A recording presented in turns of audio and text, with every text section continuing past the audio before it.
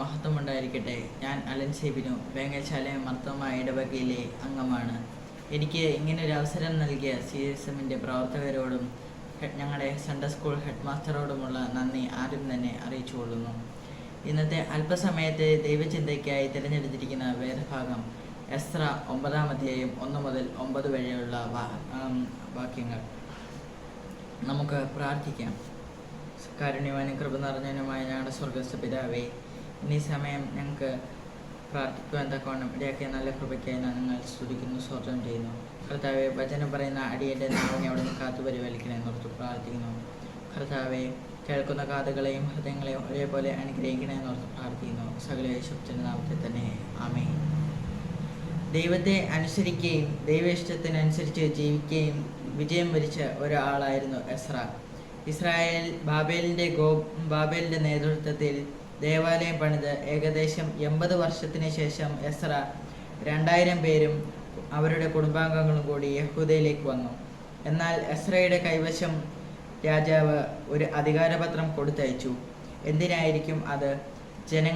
ജനങ്ങളെ ന്യായപ്രമാണം പഠിപ്പിക്കുവാനായിരുന്നു രാജാവ് എസ്രയ്ക്ക് അധികാരപത്രം കൊടുത്തത്.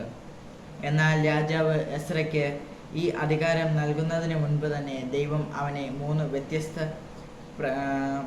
വിധത്തിൽ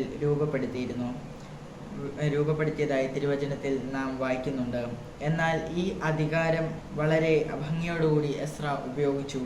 ഒന്നാമതായി, ഒരു ശാസ്ത്രി എന്ന നിലയിൽ എസ്ര ദൈവവചനം സൂക്ഷ്മതയോടെ പഠിക്കുവാൻ സ്വയം ഏൽപ്പിച്ചിരുന്നു.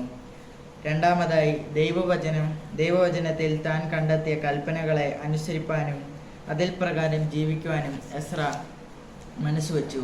മൂന്നാമതായി, ദൈവവചനം അത് ജീവിതത്തിൽ പ്രാവർത്തികം ആക്കേണ്ട വിധം മറ്റുള്ളവരെ പഠിപ്പിക്കുവാൻ ജീവിതത്തിൽ സമർപ്പിക്കപ്പെട്ട ആളായിരുന്നു എസ്ര. എസ്രയുടെ കഴിവ് അറിയുന്നതുകൊണ്ട് അവൻ യെരുശലേമിൽ എത്തിയപ്പോൾ ചെയ്ത പ്രവർത്തികൾ നമ്മളെ അത്ഭുതപ്പെടുത്തിയതിൽ ഒട്ടും അതിശയോക്തിയില്ല. കാരണം അതിൽ മഹത്മമേറിയതായിരുന്നു എസ്രയുടെ യെരുശലേമിൽ എത്തിയപ്പോൾ. 9-ാം അധ്യായത്തിലെ തിരുവചനത്തിൽ രേഖപ്പെടുത്തിയിരിക്കുന്നതിൽ വെച്ച് ഏറ്റവും ഉന്നതമായ പ്രാർത്ഥനയായിരുന്നു എസ്രയുടേത്. ഒന്നാം വാക്യത്തിൽ ശ്രദ്ധിച്ചാൽ ഇവിടെ മിസ്രൈമ്യരുടെ കാര്യവും മറ്റ് വിജാതികളുടെ കാര്യവും സൂചിപ്പിച്ചിരിക്കുന്നു. ഹൃത്യർ ഒരു വലിയ വർഗം ആയിരുന്നതുകൊണ്ട് തന്നെ അവരുടെ വിജയവും വലുതായിരുന്നു.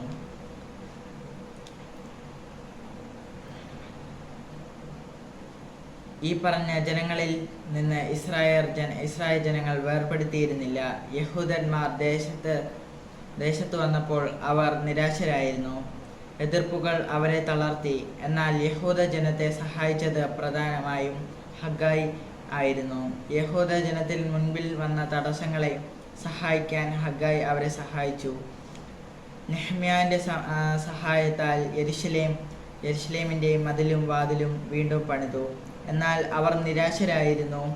ഇതുപോലെ നമ്മുടെ ജീവിതത്തിൽ നിരാശ ഉണ്ടാകും. എന്നാൽ ഈ സമയം തളർന്നു പോകാതെ പിന്തിരിയാതെ ദൈവത്തിൽ ജീവിച്ച്